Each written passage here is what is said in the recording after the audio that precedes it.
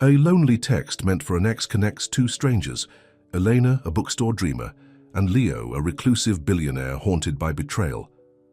But can one accidental message rewrite both their fates? Before we get into the story, comment below where, in the world you're watching from today? Elena Castillo wiped down the last table at Book and Brew Cafe, catching her reflection in the darkened window. At 26, with her long brown hair pulled back in a simple ponytail and wearing the cafe's burgundy apron over jeans and a sweater, she looked tired after her night shift. Outside, the Christmas lights of Santa Fe twinkled, making the December night seem magical for everyone but her.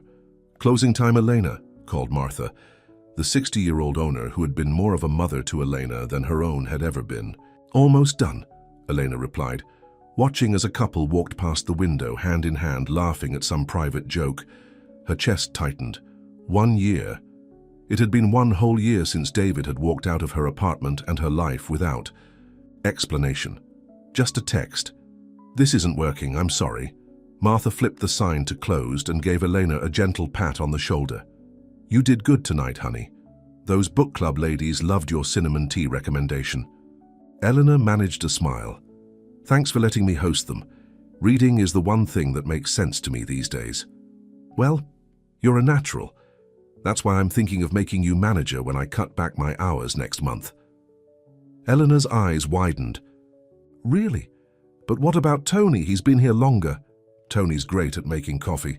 You're great with people, even if you don't believe it." Martha grabbed her coat. "Lock up for me. I promised my sister I'd pick her up from the airport." "Of course." "Good night, Martha." Alone in the quiet cafe, Elena finished cleaning, then sank into a chair by the window. The bookstore portion of the cafe was her favorite place. Shelves of novels, biographies, and poetry collections surrounded her like old friends.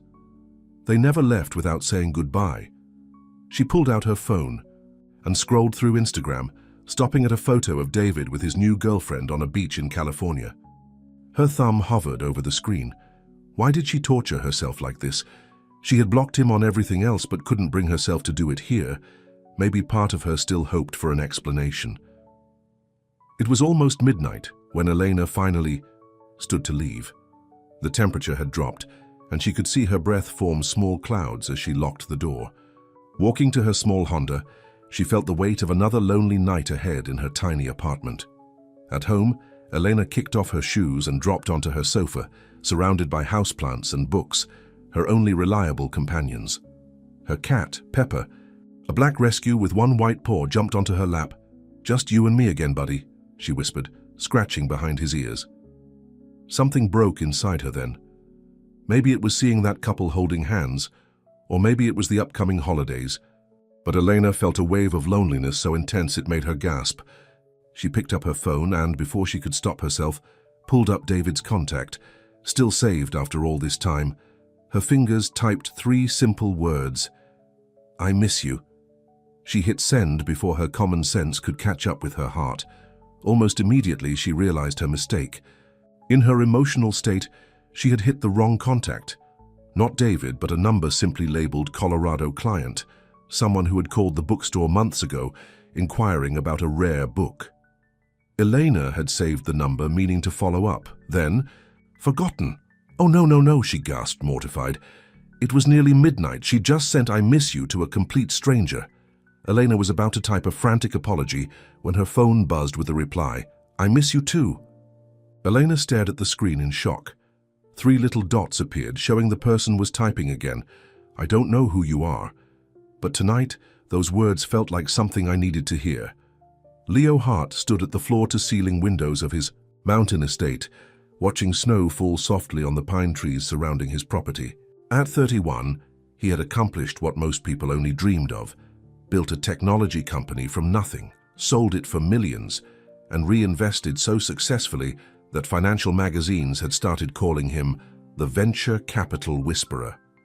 But tonight, like most nights for the past 8 months, he felt nothing but emptiness as he stared at the darkness outside. The fire crackling in the massive stone fireplace did little to warm the hollow feeling in his chest. He took another sip of whiskey, feeling it burn down his throat. The house, 12,000 square feet of luxury in the Colorado mountains, echoed with silence. No staff tonight. He had sent everyone home for the weekend, preferring to be alone with his thoughts. His phone buzzed on the kitchen counter. Leo ignored it. Nobody called with good news this late. Besides, after what happened with Marcus and Vanessa, he had all but withdrawn from the world. Marcus had been his best friend since college. Vanessa had been his fiancée. Until Leo caught them together at his Aspen property, not just having an affair, but conspiring to take control of his newest venture. The betrayal had been so complete, so calculated, that Leo had retreated to his mountain home, conducting business remotely and trusting no one.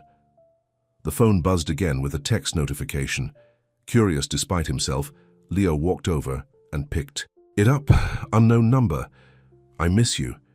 Leo stared at the simple message, obviously sent to the wrong person. He should ignore it, delete it, block the number. Instead, he found himself typing, I miss you too. As soon as he sent it, Leo questioned his sanity.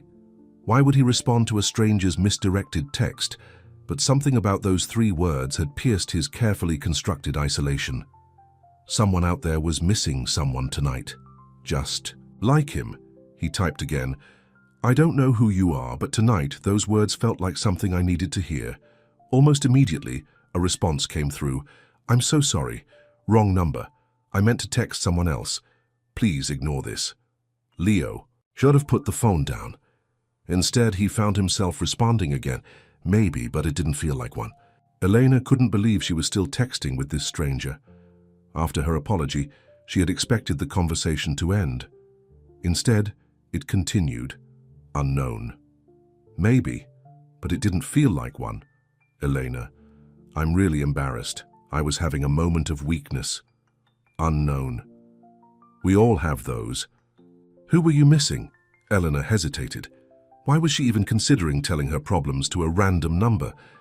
But there was something freeing about talking to someone who didn't know her, couldn't judge her. Elena. Ex-boyfriend. It's been a year, but sometimes it still hurts. Unknown. A year is nothing, trust me, Elena. How long for you? Unknown. 8 months.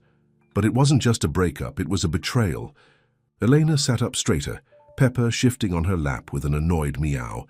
Elena, I shouldn't be bothering you with this. It's almost 1 a.m. Unknown.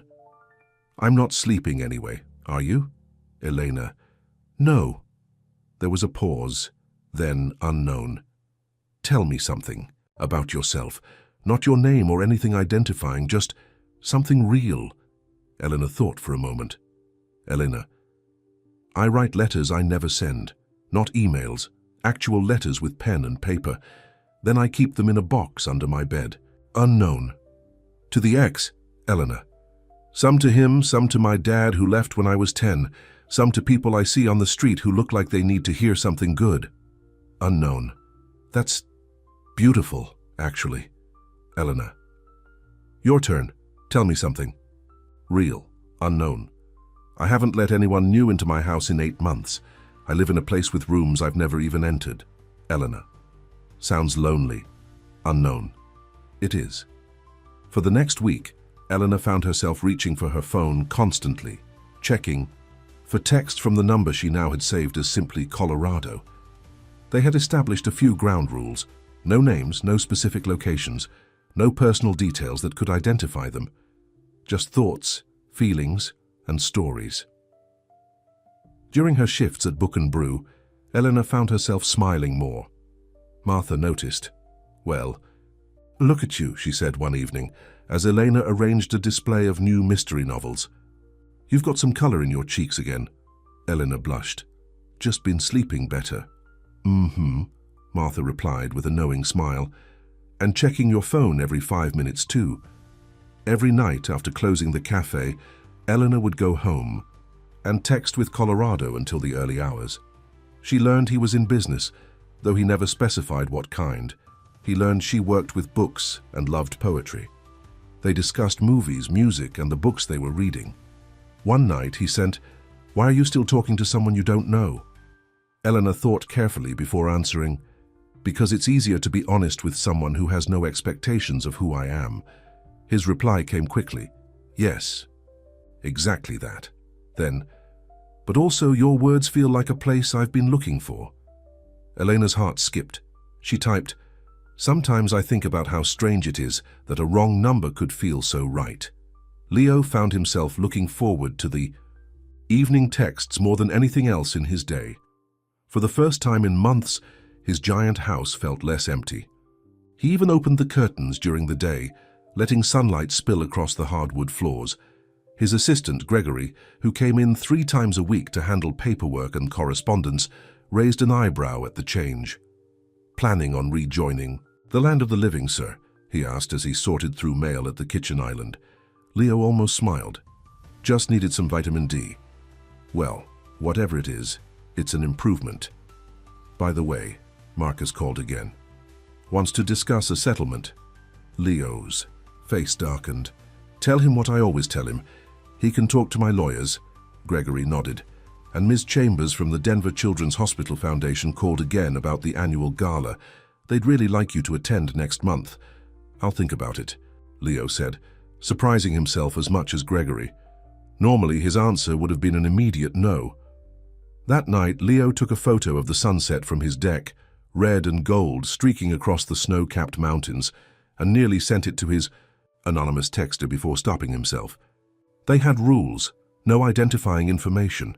Instead, he texted, watching the sunset and thinking about how we're probably looking at the same sky, just from different angles. The reply came a few minutes later.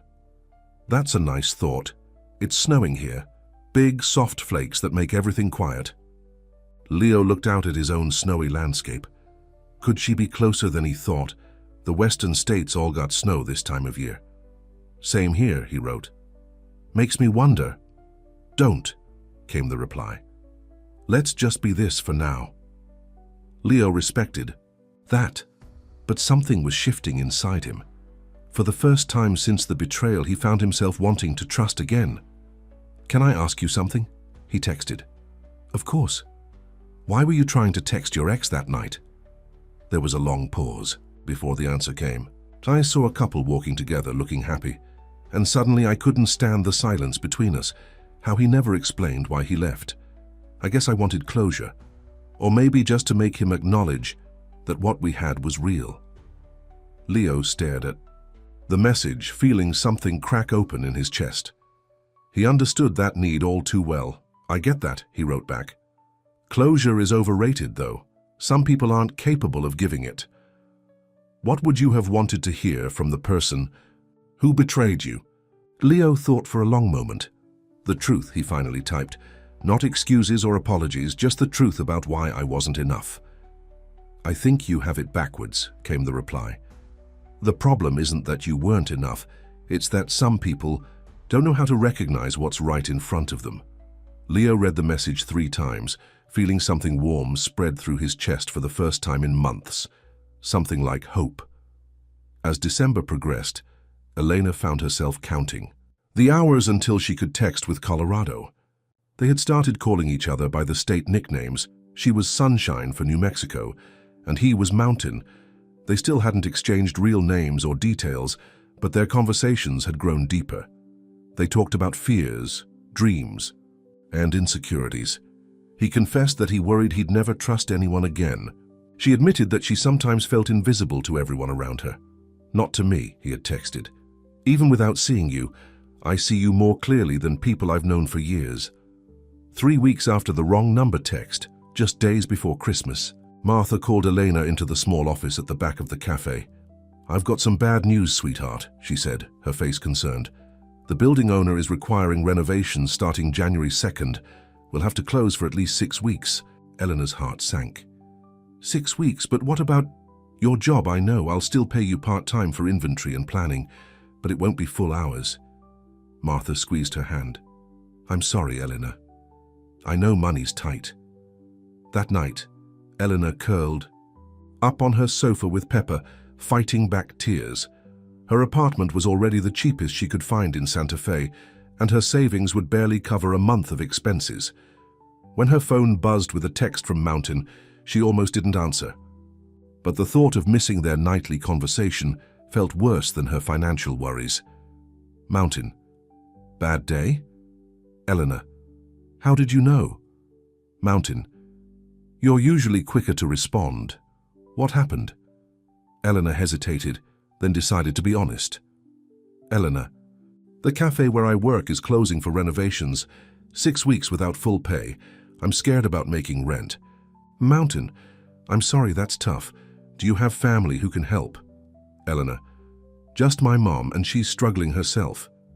There was a pause before his next message. Mountain. What if you took a vacation, got away for a few weeks? Eleanor. On what? Money? Mountain. What if I told you I have a guest house that's sitting empty? Eleanor froze, staring at the screen. Was he suggesting what she thought he was? Mountain. I know we said no personal details, but maybe it's time to change the rules. My name is Leo. I live near Aspen, Colorado, and I'd like to meet you. Elena's hands trembled as she typed, Are you serious? Mountain. Completely. No pressure. And no expectations. Just two people who've been talking for weeks finally meeting face to face. Elena. That's crazy. We don't even know each other. Mountain. Don't we? I feel like I know the important parts. Elena. I don't know. Mountain. What's your name? Your real one? Elena took a deep breath. Elena. Elena. Mountain. Elena, it suits you. Elena. I'm scared. Mountain. Of me? Elena. Of not being what you expect. Mountain. I stopped expecting things 8 months ago, but for the first time I'm hoping again. Because of you. Elena looked around her small apartment at the stack of bills on her kitchen counter, at the bookstore cafe schedule showing 6 weeks of closure. Then she looked at her phone, at the words from a man she'd never met but somehow trusted more than people she'd known for years. Elena. When? Elena stared at the train ticket in her hand as passengers boarded around her. Chicago to Denver, then a connecting train to a smaller station near Aspen. She still couldn't believe she was doing this, traveling across 2 states to meet a man she only knew through text messages. Final call for the westbound train to Denver, announced the conductor. Martha had driven her to the station that morning, concern evident in her eyes. You're sure about this, honey? Meeting someone you've never actually seen? We've been talking for weeks, Elena had explained, trying to sound more confident than she felt. And I have the guest house key. If anything feels wrong, I can just leave. Now, as she settled into her seat by the window, Elena's stomach churned with a mix of excitement and fear. She had said goodbye to Pepper, leaving him with Martha, who had promised to check on him daily. Her suitcase held 2 weeks' worth of clothes. That was all she had committed to, despite Leo's insistence that she could stay the full 6 weeks of the cafe's renovation. As the train pulled away from the station, Elena sent a quick text. On my way. Still think this is crazy? Leo's response came immediately. Sometimes crazy is exactly what we need. Looking out the window as the New Mexico landscape gave way to Colorado's snow-covered mountains, Elena thought about how her life had changed in just a few weeks. From a lonely existence of work and silence to this leap of faith towards someone unknown. The journey took nearly 9 hours. Elena dozed, read, and looked out the window, her nerves building with each passing mile. When the train finally pulled into the small station near Aspen, night had fallen, and snow was coming down in thick flakes. Standing on the platform with her suitcase, Elena scanned the few waiting figures. Which one was Leo? They had agreed he would meet her, but they still hadn't exchanged photos. Elena had only her imagination to go on. She pictured someone tall, perhaps, with the confidence of a successful businessman. A man approached her, mid-30s, athletic build, with dark hair dusted with snowflakes and warm brown eyes that crinkled slightly at the corners. He wore a simple black coat over jeans, nothing flashy, but Elena could tell from the quality that it was expensive. Elena? He asked, his voice deep and slightly hesitant. She nodded, suddenly unable to speak. This was Leo. The man she had been bearing her soul to for weeks was standing in front of her, real and solid. For a moment, they just looked at each other, the awkwardness of strangers contrasting with the intimacy of their conversations. Then, Leo smiled, a genuine smile that transformed his serious face. "It's really good to meet you," he said simply. "You too," Elena managed, her voice barely above a whisper. Leo reached for her suitcase. "My car's just outside. Are you hungry? We can stop somewhere on the way if you want." "I'm okay," Elena replied, following him toward the parking lot. "Just nervous." Leo glanced back at her. "Me too. First time I've left the house for something other than business in months." His car was a black Range Rover, understated but luxurious. As they drove through the snowy landscape, Eleanor watched Leo's profile in the dim light of the dashboard. He seemed focused, a slight tension in his jaw. "Having second thoughts?" she asked quietly. Leo shook his head. "No. Just trying to remember how to do this. Being around someone new." The drive took them away from town, up winding mountain roads until they turned onto a private drive that seemed to go on forever. When they finally emerged into a clearing, Eleanor gasped. "This is your house," she breathed, taking in the sprawling mountain lodge illuminated by subtle outdoor lighting. It was massive, all wood, stone, and glass, nestled among towering pines. "Home, sweet fortress of solitude," Leo said with a self-deprecating smile. "The guest house is just beyond that stand of trees. It has its own driveway and entrance. Total privacy." As Leo parked in front of the main house, Elena realized he was giving her an out, the chance to maintain her independence in the guest house rather than staying under the same roof. "I thought I'd show you around the main house first," Leo said, "then help you get settled next door." Inside, the house was even more impressive. Soaring ceilings, a massive stone fireplace, and windows that would offer breathtaking views of the mountains in daylight. But what struck Elena most was how impersonal it felt. No photos on the walls, minimal decoration, like a high-end rental property rather than a home. "How long have you lived here?" she asked, as they stood in the great room. "About 5 years, but it never really felt like home until the last 8 months when I started spending all my time here." Leo gestured toward the kitchen. "Are you sure you're not hungry? I had my housekeeper stock both fridges before she left for the weekend." Elena's stomach rumbled in response, making them both laugh, breaking some of the tension. "I guess I am," she admitted. They moved to the kitchen, all stainless steel and granite, where Leo pulled out bread, cheese, and cold cuts. They worked side by side making sandwiches, falling into an easy rhythm that surprised them both. "This feels strangely normal," Elena commented as they sat at the island counter with their food. "I know." Leo took a bite of his sandwich. "I thought it would be weirder meeting in person."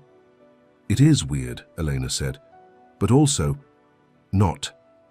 She toyed with her water glass. "You're different than I imagined, though." "Oh?" Leo raised an eyebrow. "How so?" Elena blushed. "I don't know, I guess I pictured someone more corporate," Leo supplied. "Suit and tie, slicked back hair?" Elena laughed. "Maybe. You just seem more real than I expected." Leo's expression softened. "That might be the nicest thing anyone said to me in years." After they ate, Leo showed Elena to the guest house, a charming 2-bedroom cottage with its own fireplace, kitchen, and a picture window overlooking a small, frozen pond. "It's beautiful," Elena said, setting her suitcase down in the living room. "There's food in the fridge, firewood on the porch, and my number is programmed into the house phone if you need anything." Leo handed her a key. The door locks automatically when it closes. Eleanor understood what he wasn't saying, that she was free to lock him out if she changed her mind about being here. "Thank you," she said. "For all of this." Leo shoved his hands in his pockets, suddenly awkward again. "Well, I should let you get settled. Maybe tomorrow I could show you around the property if you'd like." "I'd like that." At the door, Leo paused. "Eleanor, I'm really glad you came." Once alone, Elena explored the guest house, running her fingers over the expensive furnishings, hardly believing this was her temporary home. The refrigerator was indeed stocked with enough food for a week. The bathroom had fluffy towels and high-end toiletries. The beds were made up with the softest sheets she'd ever felt. She unpacked, took a long shower, and then curled up on the sofa with a throw blanket, staring out at the moonlight reflecting off the snow. She picked up her phone and texted Leo, "Thank you again, this place is amazing." His reply came quickly, "Glad you like it. Sleep well, sunshine." Just like that, they slipped back into their familiar rhythm. Only now Leo was just across the property instead of states away. The next morning, Elena awoke to sunlight streaming through the windows and a knock at the door. Leo stood on the porch with a thermos and a basket. "I thought you might like coffee and breakfast," he said. They sat on the porch swing, bundled in coats and blankets, sipping coffee and eating the muffins Leo had brought. The view was spectacular. Mountains stretching in every direction, the rising sun turning the snow-covered landscape into a sea of diamonds. "So," Leo said after a comfortable silence, "what would you like to do today? We could drive into town, or I could show you around the property. There's a library in the main house that might interest you, given your love of books." Elena smiled. "The library sounds perfect."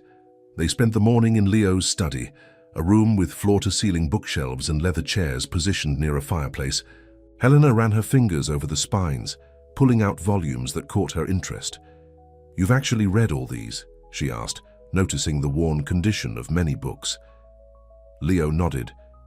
"Books have always been my escape, even more so lately." Elena pulled out a collection of poetry. "You never mentioned you liked poetry, too. There's a lot we still don't know about each other," Leo said, watching her with an intensity that made her blush.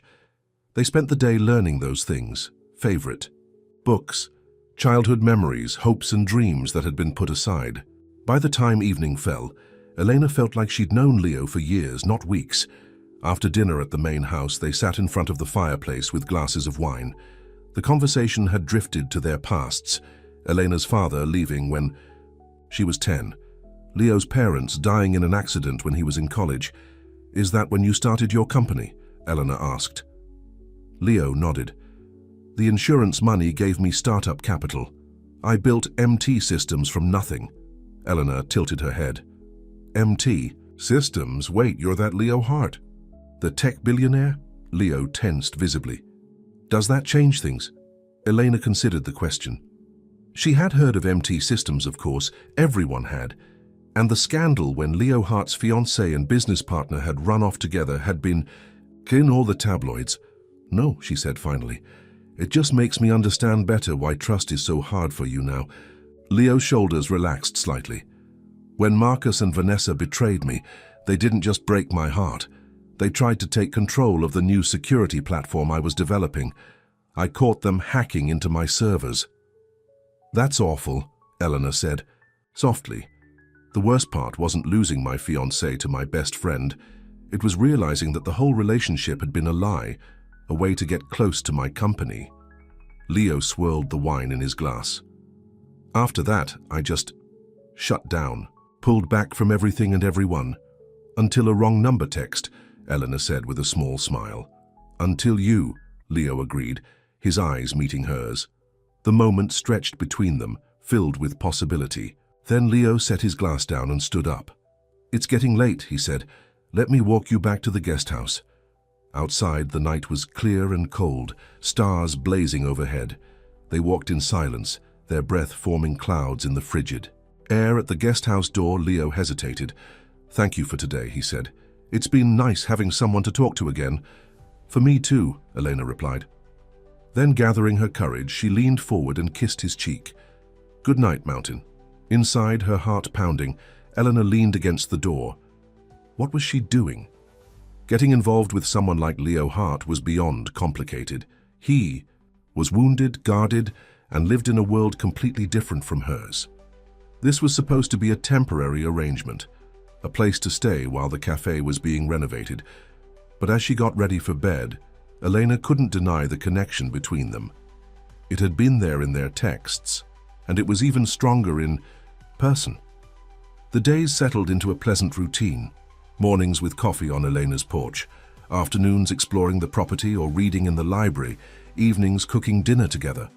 They talked about everything and nothing, sometimes sitting in comfortable silence for hours. One week into her stay, Leo received a call during their lunch that changed his demeanor completely. "I need to handle this," he said tersely, stepping away from the table. Elena could hear his voice, low and angry, from the other room. When he returned, his face was like stone. "That was my lawyer. Marcus is trying to claim he helped develop the security platform. He's suing for a share of the patent." Elena's heart ached seeing the pain in Leo's eyes. "What can I do?" Leo shook his head. "Nothing. I need to work for a few hours, clear my head." "Of course." Elena stood to leave, but Leo caught her hand. "Would you mind staying? Not talking or anything, just being here?" The vulnerability in his voice made Elena's throat tighten. "I'll stay," she said simply. For the rest of the afternoon, Elena read quietly on the sofa, while Leo worked at his desk, making calls and typing furiously on his laptop. She brought him coffee without being asked, touched his shoulder gently when she passed, small gestures that seemed to ground him. That evening, Leo was quieter than usual as they prepared dinner. "I'm sorry about today," he said as they sat down. "To eat." "Don't apologize," Elena replied. "Everyone has bad days. It's just, when I think about Marcus and Vanessa, I get so angry, not just at them, but at myself for being so blind." Elena reached across the table and took his hand. "Trust isn't blindness, Leo, it's courage." Leo looked at their joined hands, then up at her face. "How did you get so wise?" Elena smiled. "Lots of time alone with books." Later, as they sat by the fire, Leo turned to her. "I need to go to Denver tomorrow for a meeting with my legal team. Would you come with me? We could have dinner in the city afterward." "Like a date?" Elena asked before she could stop herself. Leo's lips quirked upward. "Yes, exactly like a date." Elena's heart fluttered. "I'd like that." The next day, Elena wore the nicest outfit she had packed, a simple blue dress with a cardigan and boots. When Leo saw her, his expression made her glad she had made the effort. "You look beautiful," he said. Leo drove them to Denver, where he dropped Elena at a museum while he went to his meeting. "I'll pick you up in 2 hours," he promised. Elena enjoyed the museum but found herself watching the clock, eager to see Leo again. When his car pulled up outside, she hurried down the steps to meet him. "How did it go?" she asked as she slid into the passenger seat. "Better than expected," Leo said, his face relaxed for the first time that day. "My lawyers are confident. Marcus doesn't have a case." He reached over and squeezed her hand. "Hungry?" They had dinner at a small exclusive restaurant where Leo was clearly well known. The maitre d' greeted him by name and showed them to a private table in the corner. "I haven't been here in almost a year," Leo confessed, as they looked at the menus. "I used to come weekly." Elena glanced around at the elegant surroundings. "I can see why. It's lovely."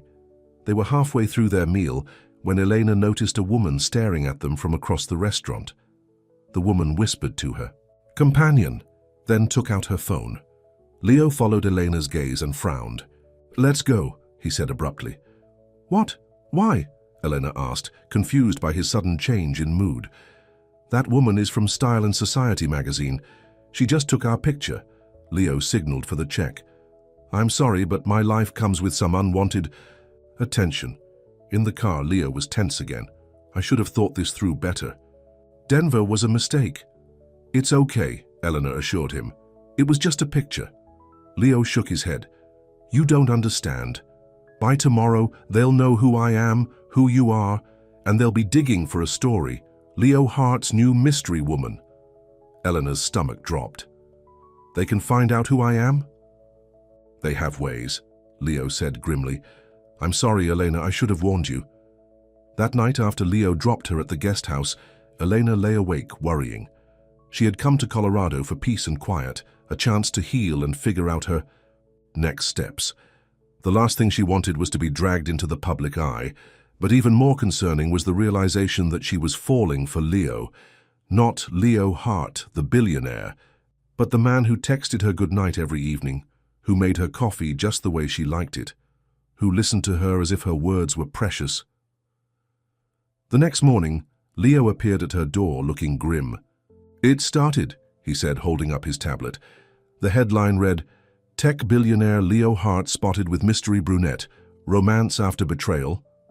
The article was brief but speculative, questioning whether Leo had finally moved on after his ex-fiancée's infamous betrayal. The photo showed them at dinner, Leo leaning toward Elena with an expression of warmth that even she found surprising. "I'm so sorry," Leo said. "This is exactly why I've been hiding out here. The constant speculation, the invasion of privacy. They don't know who I am though, right?" Elena asked, scanning the article again. "Not yet, but they'll try to find out." Leo ran a hand through his hair. "I should never have asked you to come to Denver." "Leo," Elena said firmly, "it's just one article, it will blow over." But it didn't. By the end of the day, 2 more online gossip sites had picked up the story. By the following morning, someone had identified Elena. Heart's new love. Santa Fe bookstore worker Elena Castillo. The article included a photo of Elena at Book and Brew, clearly taken from the cafe's social media page, and details about her job, her apartment building, even her cat. When Leo showed her, Elena felt physically ill. How did they find out so much so quickly? "Money," Leo said bitterly. "People sell information." He sat beside her on the sofa. "Elena, I am so sorry. This is exactly why I've been living like a hermit." Elena's phone buzzed with a text from Martha. "Honey, there are reporters hanging around the cafe asking about you." "What's going on?" Then another text from her mother. "Elena, why am I seeing your picture online? Call me." Elena felt the walls closing in. This was too much, too fast. She had come to Colorado seeking refuge, not spotlight. "I can't do this," she whispered, tears welling in her eyes. "I'm not built for your world, Leo." Leo's face fell. "I understand," he said quietly. "I can arrange for a car to take you to the station, or all the way back to Santa Fe if you prefer." Eleanor looked at him, this man who had become so important to her in such a short time, but the fear was stronger than the connection. "I think that would be best," she said, her voice breaking. "I'm sorry." Leo nodded, his expression carefully neutral. "Don't apologize. You didn't ask for any of this." He stood. "I'll make the arrangements." As he walked to the door, Elena called after him, "Leo, these past days have been wonderful." Leo paused but didn't turn around. "For me too, sunshine," he said softly before closing the door behind him, alone. In the guest house, Elena began to pack, tears streaming down her face. She had known this was temporary, had told herself not to get attached.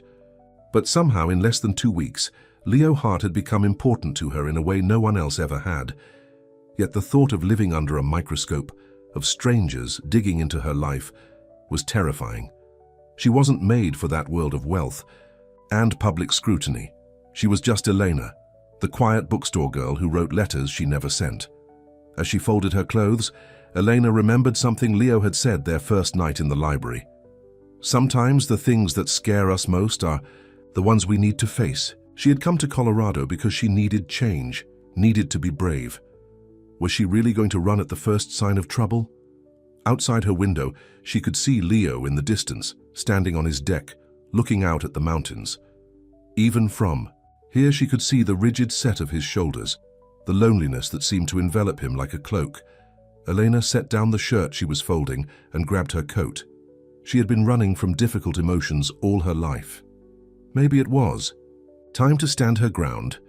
Elena trudged through the snow toward the main house, her heart pounding with each step. By the time she reached Leo's deck, she was breathless, not from the exertion but from the weight of the decision she was about to make. Leo turned as she approached, surprise flickering across his face. For a moment, they just looked at each other, the mountain air crisp between them. "I don't want to leave," Elena said finally, her voice stronger than she expected. "Not like this." Leo's expression remained guarded. "The media attention will only get worse," he warned. "Once they have a story, they don't let go easily." "I know," Elena said, stepping closer, "but I've spent my whole life running from things that scare me. And right now, the thought of leaving you scares me more than any reporter." Something in Leo's eyes shifted, a softening, a spark of hope. "Are you sure? Because once this starts, it's hard to stop." Elena took a deep breath. "I'm not sure about anything, except that what's happening between us feels too important to walk away from." Leo closed the distance between them in 2 strides, his hands coming up to cup her face. I was thinking the exact same thing, he murmured. And then he was kissing her gently at first, then with growing intensity as Elena responded, her arms winding around his neck. When they finally broke apart, Leo rested his forehead against hers. So what now? He asked. Elena smiled. Now we figure it out. Together. The first test of their resolve came the very next day. Elena's phone rang early in the morning, Martha calling from Santa Fe. Elena, honey, you need to know the cafe is crawling with reporters, Martha said without preamble. They're asking all sorts of questions about you and Leo Hart. Is it true? Are you really dating a billionaire? Elena winced. It's complicated, Martha. We met by accident and connected. Well, I hope he's worth it, Martha said with a sigh. Because People magazine just offered me $5,000 for an exclusive about you, Elena gasped. What? Please tell me you didn't. Of course not, Martha assured her. I told them to take a hike, but not everyone will say no to that kind of money, sweetie. Your neighbors, old classmates, that ex of yours, they'll all get calls. After hanging up, Elena relayed the conversation to Leo, who had been making breakfast in the main house kitchen. It's starting, he said grimly, setting a plate of eggs in front of her. I've seen this pattern before.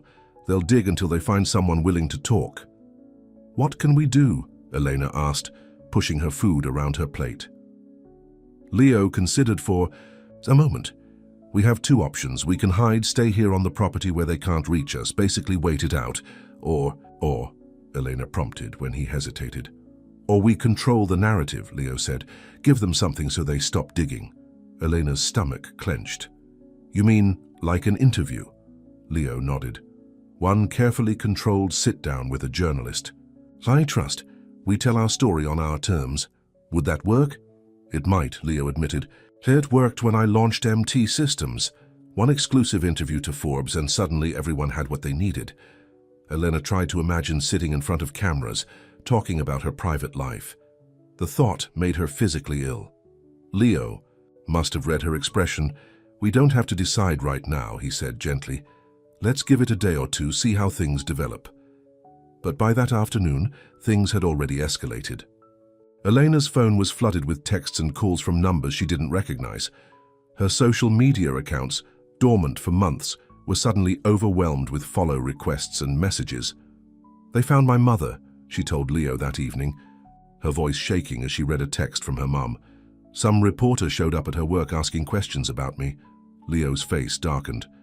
That crosses a line. He pulled out his phone. I'm calling Greg Peterson.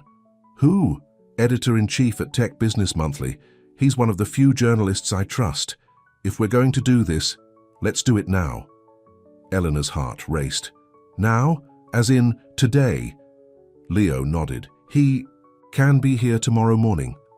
One interview, one photo shoot, and then it's done. A kind of official statement. Elena closed her eyes, trying to calm her nerves. She thought about her mother being ambushed at work, about Martha fending off, reporters at the cafe, about the invasion of privacy that would only continue if they didn't take control. Okay, she said finally. Let's do it. Leo squeezed her hand. I'll be right beside you the whole time, and we can set ground rules, topics that are off limits. The next morning, a small team arrived at Leo's estate. Greg Peterson, a distinguished-looking man in his 50s, along with a photographer and an assistant. They set up in Leo's living room, arranging lighting and checking sound levels. Elena watched from the kitchen, her stomach in knots. I don't know if I can do this, she whispered to Leo, who was making coffee for everyone. Leo set down the coffee pot and took her hands. Remember what you told me about being brave? This is just one more step. Greg approached them, his manner professional but kind. Ms. Castillo, Mr. Hart, whenever you're ready. The interview started awkwardly. Eleanor sat stiffly beside Leo on the sofa, answering questions with one-word responses, her eyes darting to the camera uncomfortably. So, Eleanor, Greg said after several stilted exchanges, what most people want to know is how you two met. It seems like a rather unlikely pairing, the tech billionaire and the bookstore worker. Eleanor glanced at Leo, who gave her a reassuring nod. She took a deep breath and told their story, the wrong number text, the anonymous conversations, the growing connection that had led her to Colorado. As she spoke, she gradually relaxed, the sincerity of her words overshadowing her nervousness. It wasn't about who he was, she explained. For weeks we were just words on a screen to each other. No names, no status, no expectations, just two people being honest. Greg looked genuinely intrigued. And Leo, what was it about these messages that broke through your self-imposed isolation? Leo's gaze lingered on Elena for a moment before he answered. Authenticity, he said simply. After what happened with Vanessa and Marcus, I couldn't trust anyone's motives. But with Elena, there were no motives. She didn't even know who I was. The interview continued for nearly 2 hours, covering everything from their first in-person meeting to the media intrusion that had prompted the interview itself. By the end, Elena felt drained but also strangely liberated. Their story was out there now on their terms. After the team left, Leo pulled Elena into a tight hug. "You were amazing," he said into her hair. "I was terrified," she admitted. No one could tell. Leo pulled back to look at her. "Greg said the article will run in 3 days. Online first, then the print edition." "And then what?" Elena asked. Leo shrugged. "And then we live our lives. Together, if that's what you want." Elena studied his face, the hope in his eyes, the vulnerability. "It is what I want," she said softly, "but I also need to get back to reality at some point. The cafe will reopen in a few weeks. My life is in Santa Fe. And my business is based in Denver," Leo said, "but I've been thinking about that. I can work from anywhere. My house in Santa Fe has been sitting empty for years." Eleanor's eyes widened. "You have a house in Santa Fe?" Leo nodded. "I have houses in several cities, mostly for business travel, but..."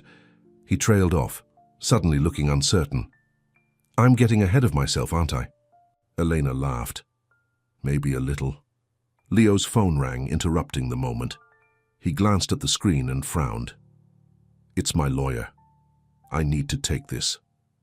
While Leo dealt with his call, Elena wandered outside to the deck, watching the afternoon sun sparkle on the snow. So much had changed in such a short time. 2 weeks ago, she had been a lonely bookstore worker with a broken heart.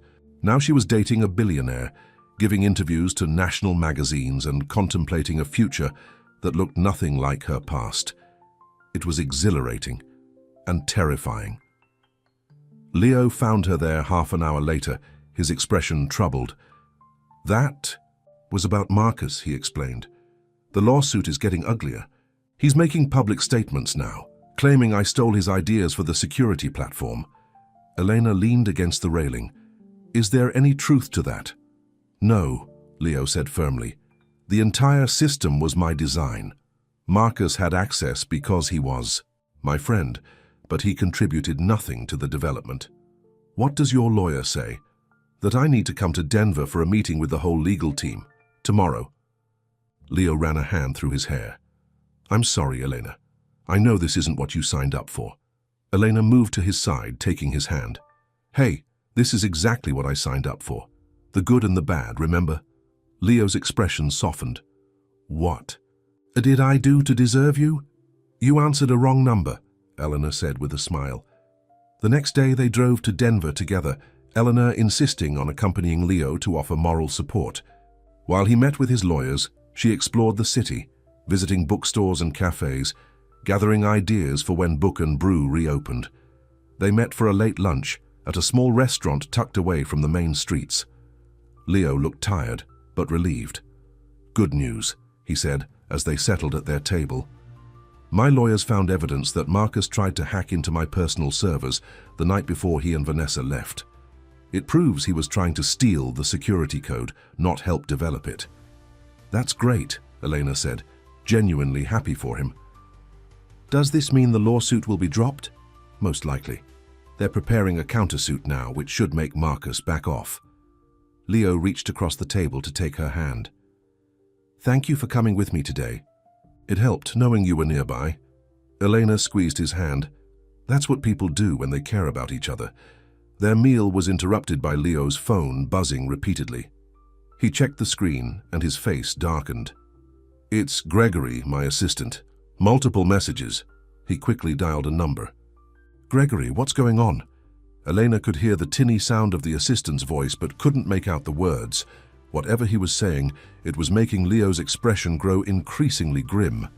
"I see," Leo said tightly. "Send me the link." He hung up and immediately checked his emails, his jaw clenching as he read something on his screen. "What is it?" Elena asked, worried by his reaction. Leo turned the phone so she could see. It was an article from a gossip website with the headline, "Exclusive: Leo Hart's new girlfriend has a secret past. Ex-boyfriend tells all." Elena's blood ran cold. She quickly scanned the article, which featured quotes from David, her ex, claiming she had been obsessive and unstable after their breakup, sending him countless messages and refusing to move on. "This is a lie," she whispered, her voice shaking with anger and hurt. I only texted him once. That night I accidentally texted you instead."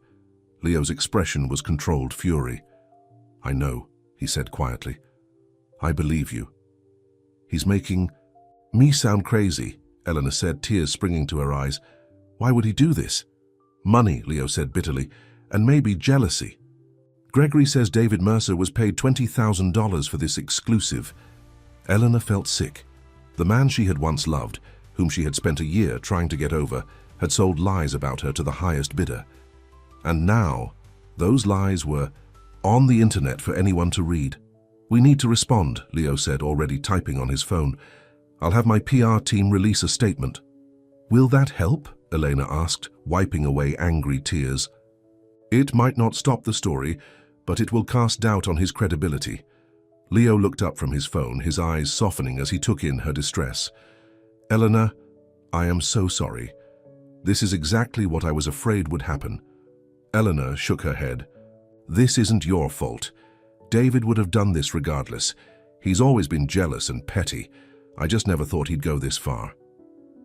They left the restaurant, both too upset to finish their meal. In the car, Leo reached over and took Elena's hand. "We'll get through this," he promised, "together." But privately, Elena wondered. The article had rattled her more than she wanted to admit. Seeing her past relationship twisted into something ugly and false made her question everything: her judgment, her worth, even her new relationship with Leo.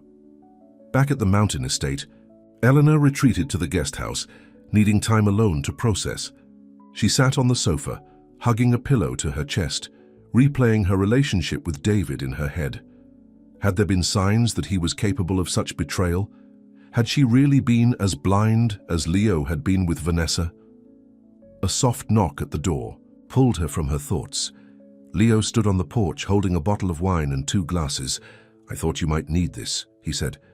"I know I do." Elena let him in, grateful for the company despite her desire for solitude. They sat together in silence for a while, sipping wine and watching the fireplace.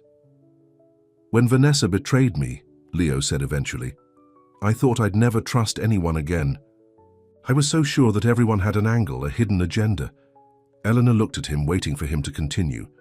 "But then you came along with your wrong number text," he went on, a small smile playing at his lips. "And suddenly, there was someone who wanted nothing from me except conversation." "I didn't know who you were," Elena reminded him. "Exactly. And even after you found out, you never treated me differently. Do you know how rare that is in my world?" Leo set his wine glass down and turned to face her fully. "So yes, what David did was awful. And yes, there will probably be more stories, more invasions of privacy. But none of that changes what's real between us."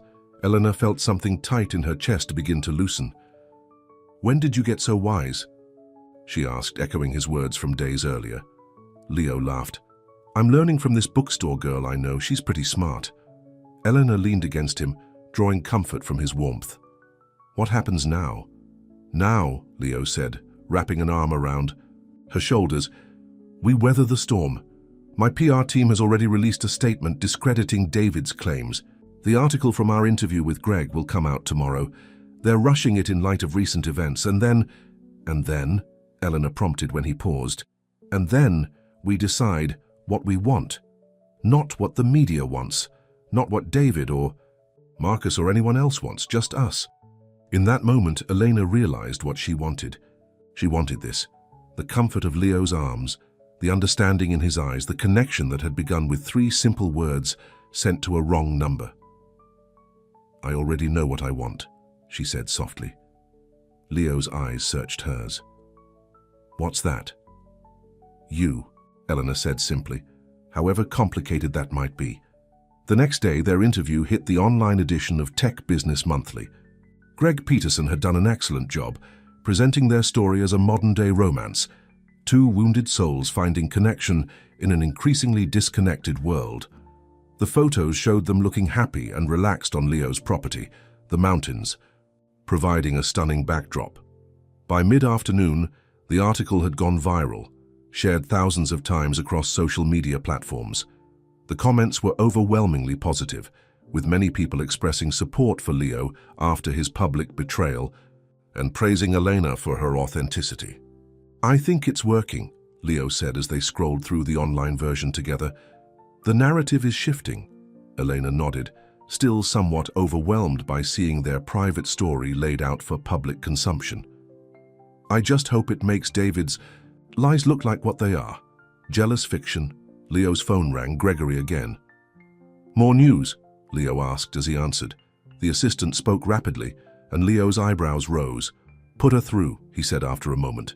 He mouthed "Vanessa" to Elena, whose eyes widened in surprise. "Vanessa," Leo said coolly into the phone, "this is unexpected." He listened for a moment, his expression unreadable. "I see.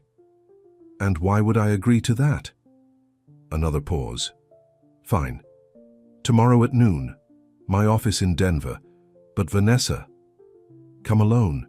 Hung up and set the phone down carefully as if it might explode. "What did she want?" Elena asked. "To meet," Leo said, his voice tight. "She says she has information about Marcus that I need to hear." "Are you going to go?" Leo nodded slowly. "I think I have to, but I want you to come with me." Elena was taken aback. "Me? Why?" "Because," Leo said with a small smile, "you make me brave, and I have a feeling I'm going to need that tomorrow." The Denver office of Hart Ventures occupied the top floor of a sleek downtown high-rise.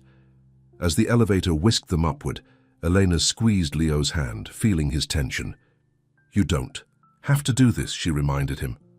"I know," he said, "but I need to end this chapter once and for all."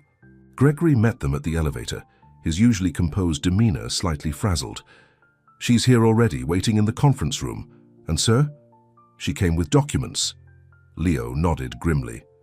"Stay close," he murmured to Elena as they walked down the hallway. The woman who rose from the conference table as they entered was exactly what Elena had expected. Tall, model-thin, with perfectly styled blonde hair and an expensive-looking suit.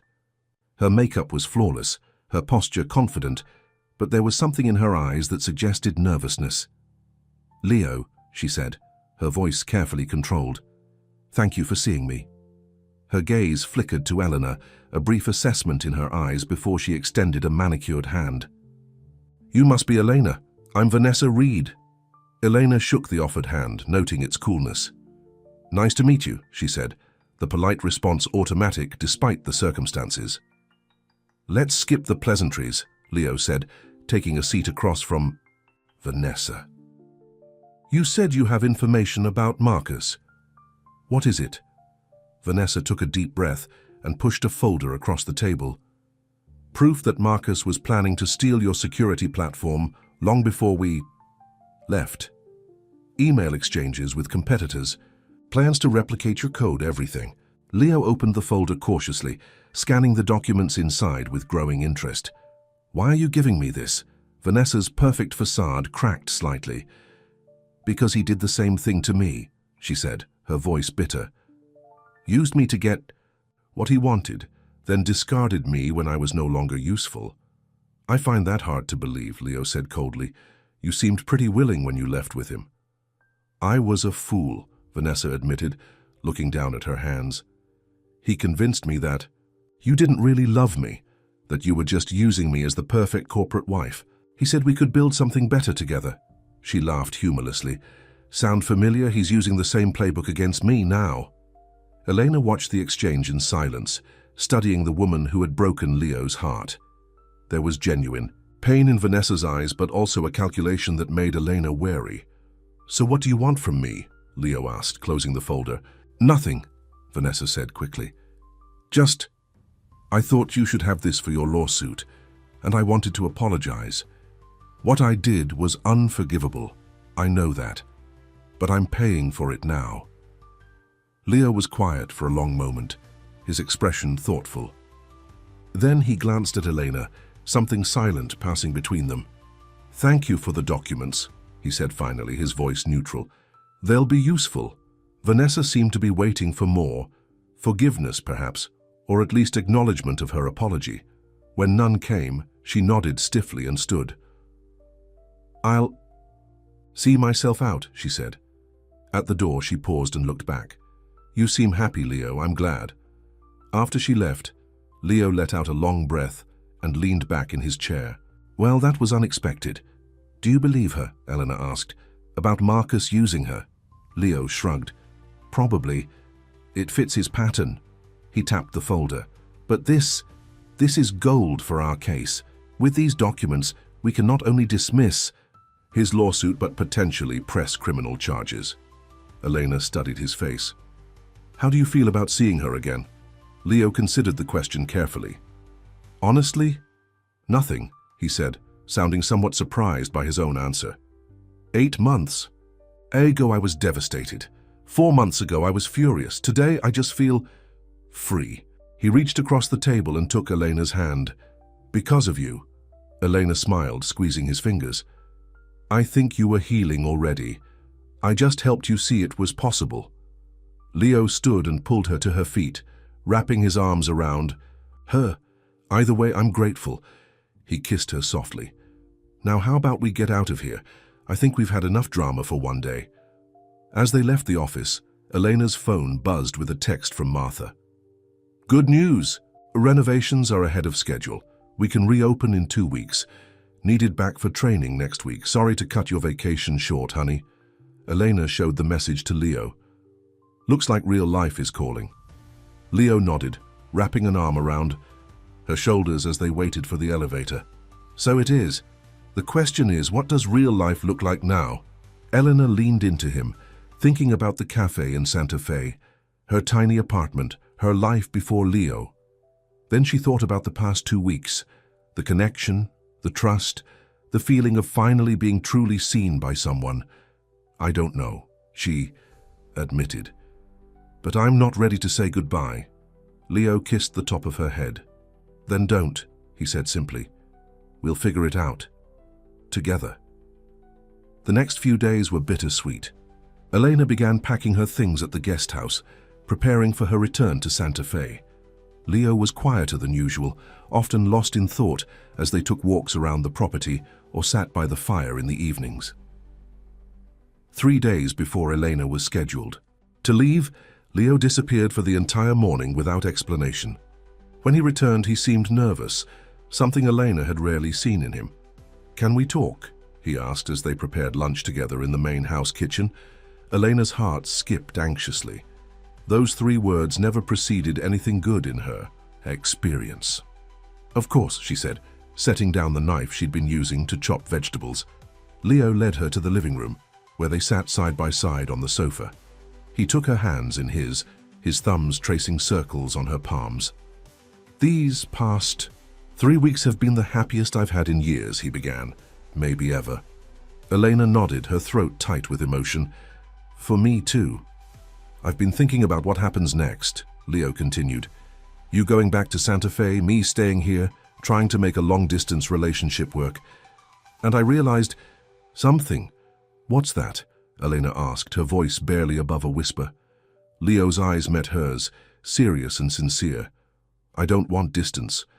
Not when I've spent the last 8 months isolating myself from everything and everyone. Not when I've finally found someone who makes me want to rejoin the world." Elena's pulse quickened. "What are you saying?" "I'm saying I want to come with you," Leo said. "To Santa Fe. I told you I have a house there that's been sitting empty. This morning I had my assistant open it up, get it ready. I can work from anywhere, and Denver. Denver has too many ghosts." Elena stared at him in amazement. You want to move to Santa Fe because of me? Leo smiled. Because of us. Because for the first time in my life, a relationship feels more important than business or money or anything else. Tears welled in Elena's eyes. But what if it doesn't work out? Leo finished for her. Then I'll have a nice house in Santa Fe that I can sell. But Elena, he lifted a hand to cup her cheek. I think it will. I've never been more sure of anything. Elena leaned forward and kissed him, pouring all her emotion into the gesture. When they broke apart, she was smiling through her tears. Okay, she said. Let's try it together. Leo's face lit up with joy. Really? Elena nodded. Really, but on one condition. Anything, Leo promised. I keep my job at the cafe. And my apartment, at least for now. She held up a hand when Leo started to protest. Not because I'm planning an escape route, but because I need to keep some independence. This is all happening so fast, and I want to make sure we're building. Something real, not just getting caught up in the romance of it all. Leo considered her words, then nodded. That's fair, and wise. His eyes twinkled with amusement. Though I should warn you, my house in Santa Fe is a lot nicer than most apartments. Eleanor laughed. I believe you, but my place has Pepper and he'd be very offended if I abandoned him now. Well, we can't have that, Leo said with mock seriousness. Maybe Pepper would like to split his time between locations. I have excellent sunbeams for napping. I'll ask him, Elena promised, leaning into Leo's embrace, but I think he'll approve of the arrangement. He's a pretty good judge of character. Leo held her close, his cheek resting against her hair. So we're really doing this, taking a chance on us? Elena nodded against his chest. We are. It's a little terrifying. The best things usually are, Leo said softly. Outside, snow began to fall again, dusting the mountains with fresh powder. But inside, wrapped in Leo's arms, Eleanor felt nothing but warmth, and the quiet certainty that sometimes the wrong number could lead to exactly the right place. Santa Fe welcomed them with crisp February air and a perfect blue sky.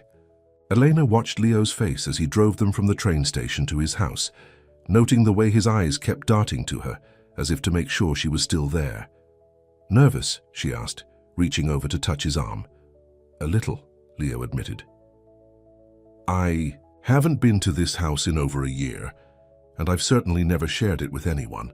Leo's Santa Fe property turned out to be a stunning adobe-style home nestled in the hills just outside town. Not as massive as his Colorado estate, but still impressive with its southwestern architecture, private courtyard, and views of the mountains.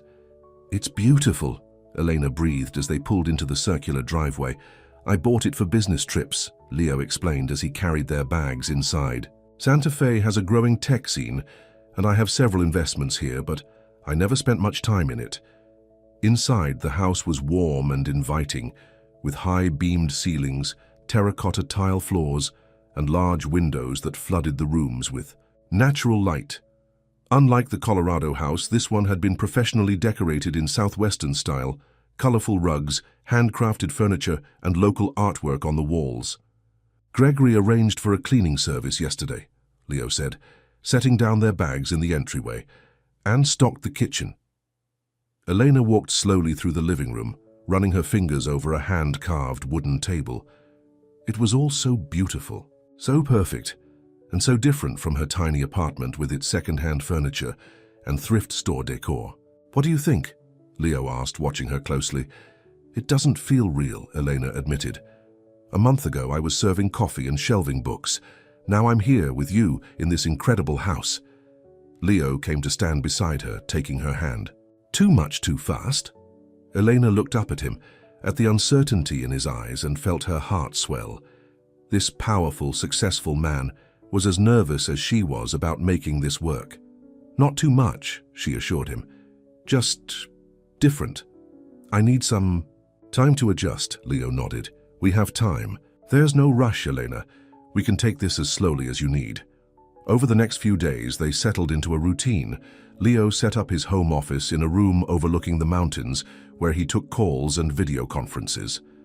Elena explored the house and grounds, finding her favorite spots. A window seat in the library, a bench in the courtyard where the morning sun hit just right. 3 days after their arrival, Elena went to collect Pepper from Martha's house above the cafe. Martha hugged her tightly, then held her at arm's length for inspection. "Well, look at you," she said with a smile. "You're glowing. This billionaire of yours must be doing something right." Eleanor blushed. "He's different than I expected. Kinder, more vulnerable." Martha nodded wisely. "The best ones usually are." She handed over Pepper's carrier, the black cat meowing indignantly inside. "The cafe's almost ready. New paint, new counters, even a little stage for those poetry readings you wanted to start." "I can't wait to see it," Elena said, genuinely excited about returning to work. As much as she enjoyed being with Leo, she needed the familiarity of the cafe to ground her. "So," Martha said, her tone casual but her eyes shrewd, "how are things with your famous boyfriend? The press still giving you trouble?" "It's calmed down a bit," Elena said. "Having the interview out there helped, and Leo's legal team sent cease and desist letters to anyone publishing David's lies." "Good," Martha said firmly. "That ex of yours always was a piece of work. Never liked him." Elena laughed. "You could have told me that a year ago. Would you have listened?" Martha asked with a raised eyebrow. "Probably not," Elena admitted. "But I'm listening now." Martha patted her cheek affectionately. "That's my girl. Now go introduce your cat to his new mansion. I expect he'll adjust faster than you will." Martha was right.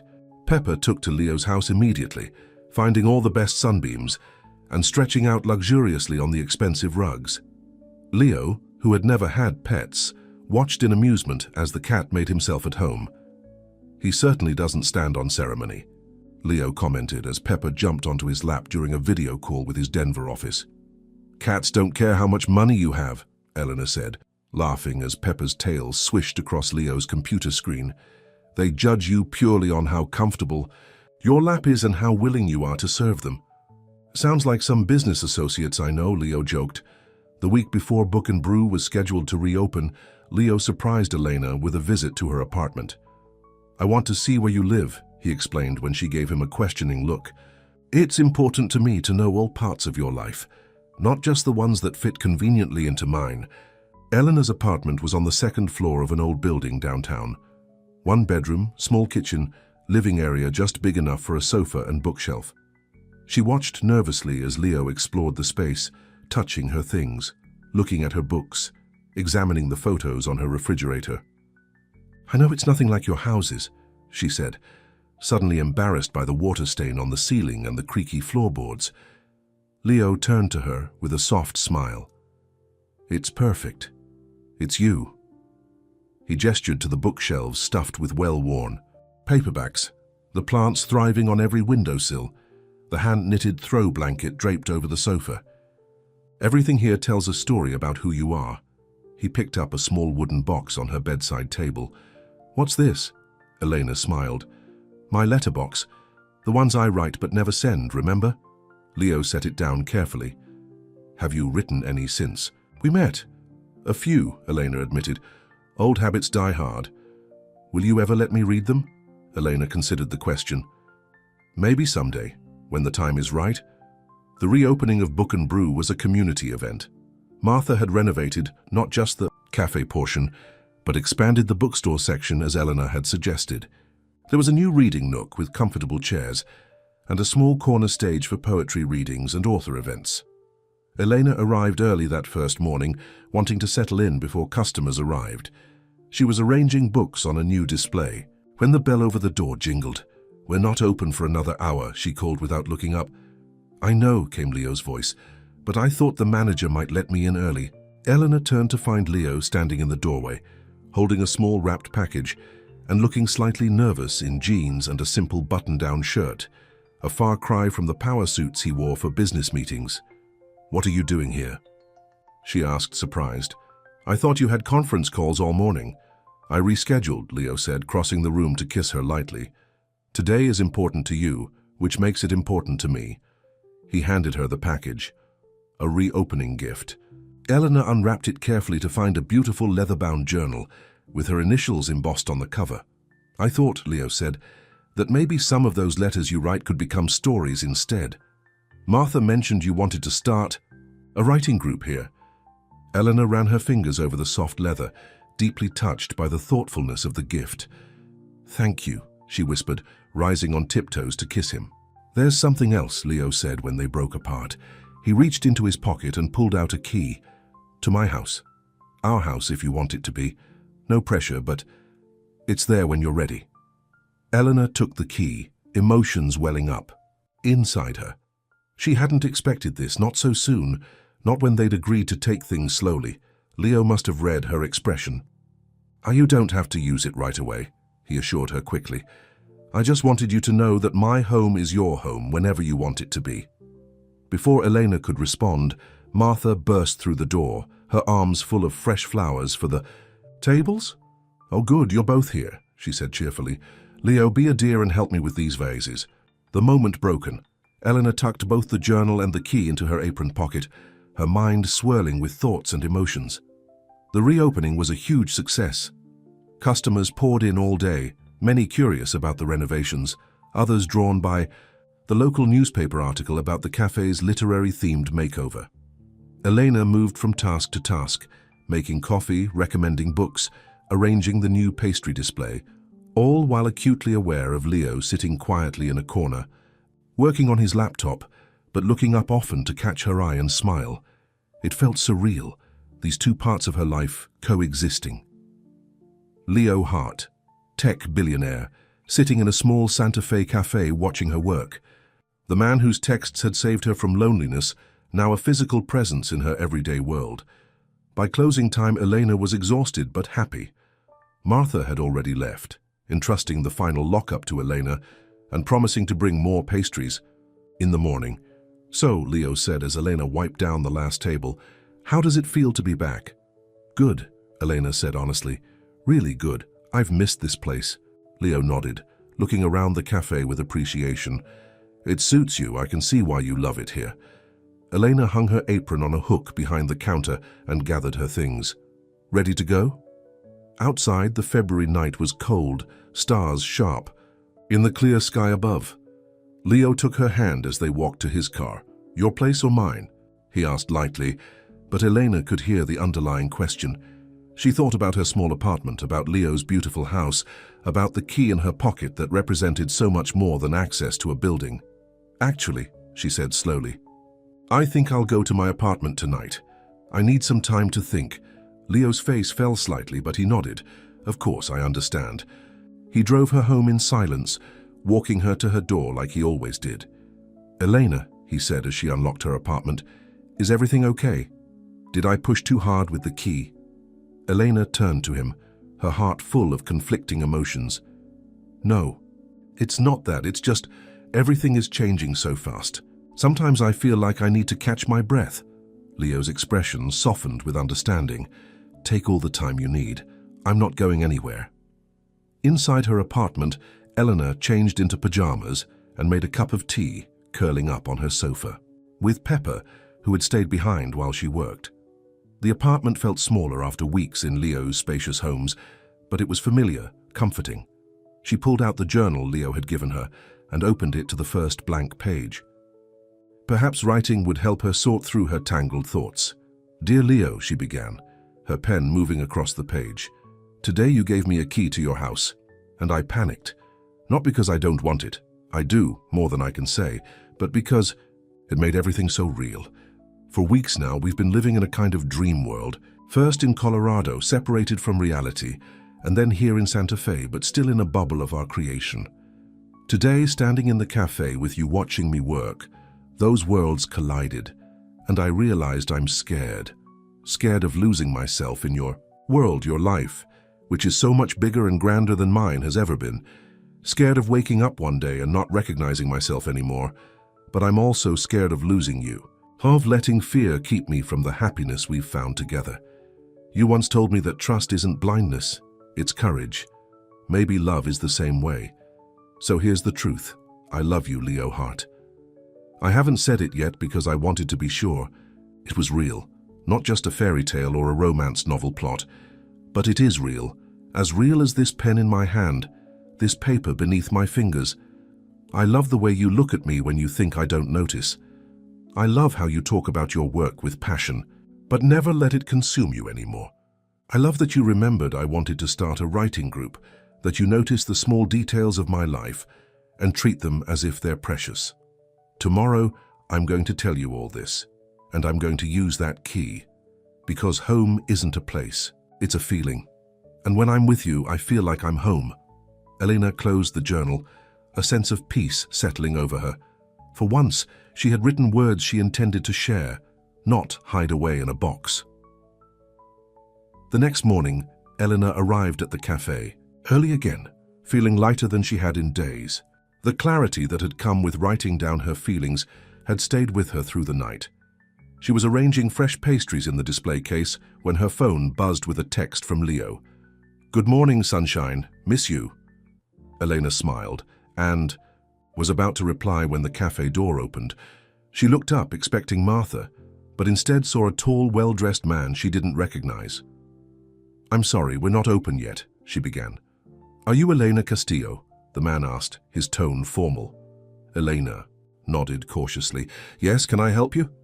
The man approached the counter and set down a business card. "My name is Richard Bennett. I'm a literary agent from New York. I read your story, the one in Tech Business Monthly about how you and Leo Hart met." Elena stared at him in confusion. "That wasn't a story. It was an interview." Richard smiled. "Exactly. And it was one of the most genuine, compelling personal narratives I've read in years. The wrong number text that led to anonymous conversations that led to real connection? It's gold." He pulled a folder from his briefcase and slid it across the counter. "I'd like to offer you a book deal. Your story, expanded into a full memoir. The publishing house I work with is prepared to make a very generous offer." Elena's mind reeled. "A book? About me and Leo?" "About connection in a disconnected world," Richard corrected smoothly. "About how technology, often blamed for isolating us, can sometimes create the most authentic relationships. Your story resonated with thousands of readers, Ms. Castillo. Imagine what a full book could do." "I'm not a writer," Elena protested weakly. Richard raised an eyebrow.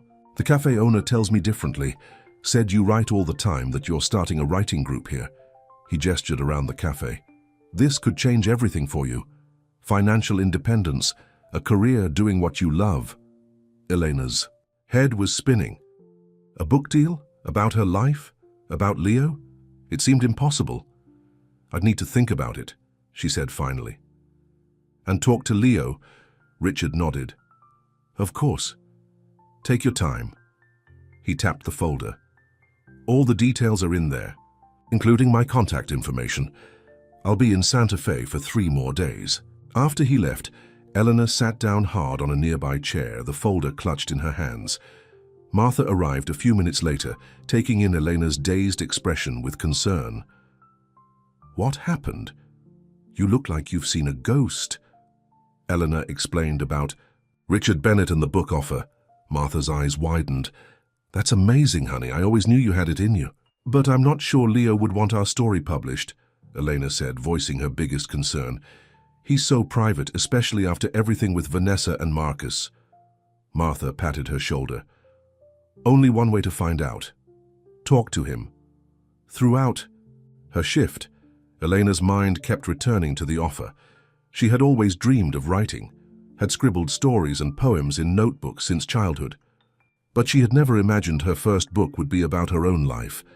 When Leo arrived to pick her up after closing, she was still distracted, hardly noticing when he kissed her hello. "Earth to Elena," he teased. "Where are you today?" Elena took a deep breath. "Something happened this morning. Someone came to see me." She handed him the folder. "A literary agent from New York. He wants me to write a book about us."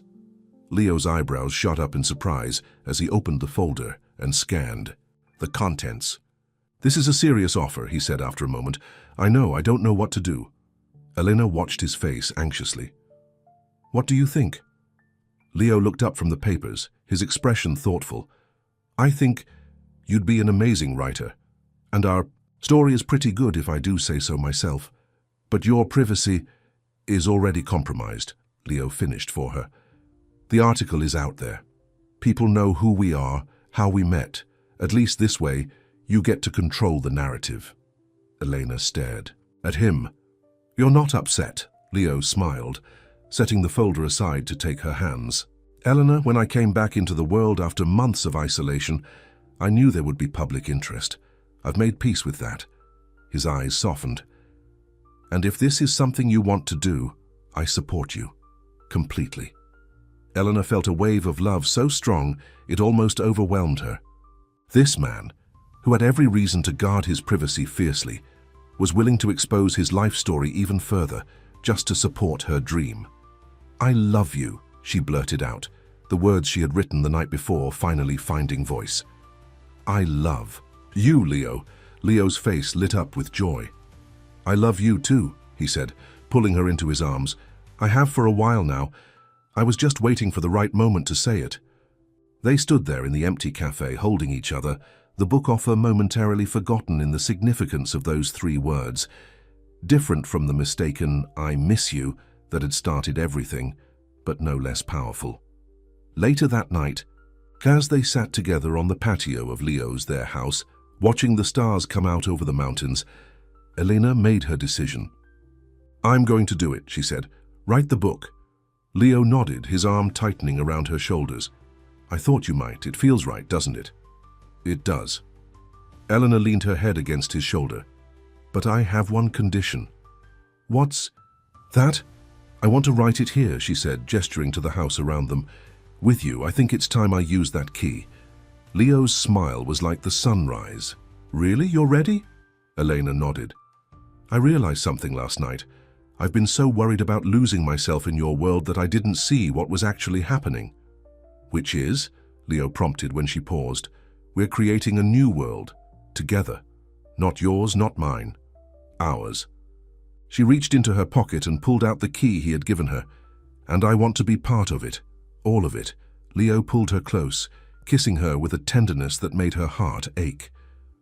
"Welcome home, sunshine," he whispered against her lips.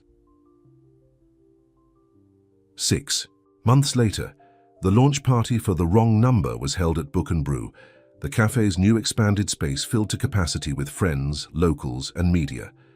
Eleanor's book had garnered attention even before publication, with early reviews calling it a refreshingly honest modern love story and a testament to authentic connection in the digital age.